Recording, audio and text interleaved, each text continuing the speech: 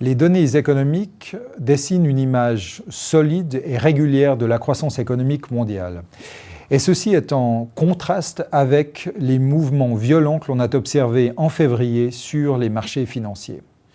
Depuis le début de l'année, les données sont restées bonnes et confirment le scénario d'une croissance globale simultanée.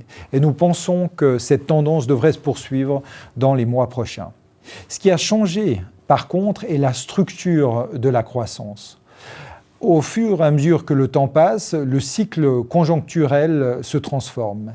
Et la croissance de la consommation privée s'est stabilisée alors que la croissance des investissements, elle, s'est accélérée. Or, ceci crée un environnement plus fragile. En effet, les investissements sont dépendants des prévisions conjoncturelles qui sont déjà très bonnes et sont aussi dépendants des conditions monétaires, en particulier des taux d'intérêt qui sont plutôt en train de monter.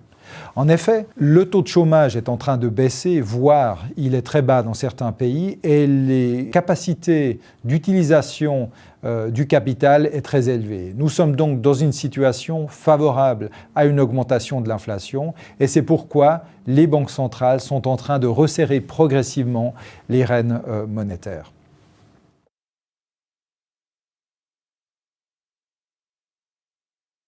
Dans cet environnement de croissance bonne mais fragile, nous recommandons une exposition prudente aux actions et une large diversification tant au niveau géographique qu'au niveau sectoriel.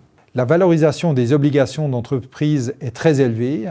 Malgré tout, nous pensons que cette classe d'actifs reste attractive. En effet, les conditions économiques restent bonnes, les entreprises continuent d'avoir des profits importants, ce qui garantit une stabilité des revenus sur cette classe d'actifs.